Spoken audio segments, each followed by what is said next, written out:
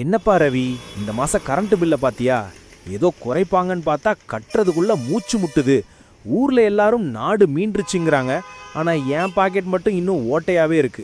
ஒரு நிலைமை மட்டும் இல்லை குமார், இதுதான் இப்போ நடுத்தர வர்க்கத்தோட பொதுவான நிலைமை. 2022 இருந்த அந்த இருட்டுல இருந்து நாம வெளிச்சத்துக்கு வந்துட்டோம். ஆனால் அந்த வெளிச்சம் இன்னும் நம்ம அடுப்பங்கரைக்கு வரல, அதான் உண்மை. அதானே பார்த்தேன். போன மாசம் முட்டை விலை குறைஞ்சதுன்னாங்க, இப்போ அரிசி விலை ஏறுது. இதுக்கு ஒரு முடிவே இல்லையா? கொஞ்சம் விலானமாக யோசிப்போம். நீ கேட்கறதுக்கு சில உண்மையான ஆதாரங்கள் இருக்கு. 2024 இருந்து நாம் ஒரு முன்னேற்ற பாதையில் இருக்கோங்கிறது பொய் இல்லை. பணவீக்கம், அதாவது இன்ஃப்ளேஷன் உனக்கு ஞாபகம் இருக்கா? ஒரு காலத்தில் விலைவாசி 70% ஏறிச்சு. இப்போ அது 2.5%லேருந்து 3%க்குள்ளே வந்துடுச்சுன்னு மத்திய வங்கி சொல்லுது. விலை குறையலை, ஆனால் முன்ன மாதிரி ராக்கெட் வேகத்தில் ஏறலை. வட்டி விகிதம், அதாவது இன்ட்ரெஸ்ட் ரேட்ஸ், முன்னாடி பிஸ்னஸ் கடன் வாங்கணும்னா 25% வட்டி கேட்டாங்க. இப்போ அது 10%லேருந்து 12% வரை குறைஞ்சிருக்கு. இது ஒரு நல்ல அறிகுறி தான். சரிப்பா, வட்டி குறைஞ்சா மட்டும் போதுமா? டாலர் கையிருப்பு என்னாச்சு? நாம் இன்னும் பிச்சை எடுக்கிற நிலமையில தான் இருக்கோமா? அங்கே தான் ஒரு முக்கியமான மாற்றம் இருக்குது.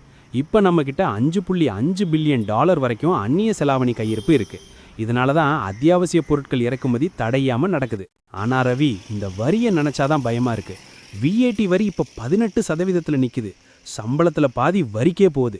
இதுக்கு ஏன் அரசு ஒன்றும் பண்ண மாட்டேங்குது? அதுதான் கசப்பான மருந்து. நாம் IMF கிட்ட போனதுனால அவங்க சொல்கிற நிபந்தனைகளை செஞ்சு தான் ஆகணும். அரசுக்கு வருமானம் வரணும்னா வரி போட்டு தான் ஆகணும். ஆனால் இந்த 2026ல் அரசு அந்த வரியை எப்படி மறுசீரமைக்க போகுதுங்கிறதுல தான் மக்களோட நிம்மதி இருக்குது. அப்போது இன்னும் கொஞ்ச நாளைக்கு டீயை குடிச்சிட்டு வாயை மூடிட்டுருன்னு சொல்கிறேன் அப்படின்னு சொல்லலாம். ஆனால் இன்னொன்று கவனி, சுற்றுலாத்துறை இப்போ உச்சத்தில் இருக்குது. மாதம் 2 லட்சம் சுற்றுலா பயணிகள் வர்றாங்க. இது நாட்டுக்கு வருமானம் தருது.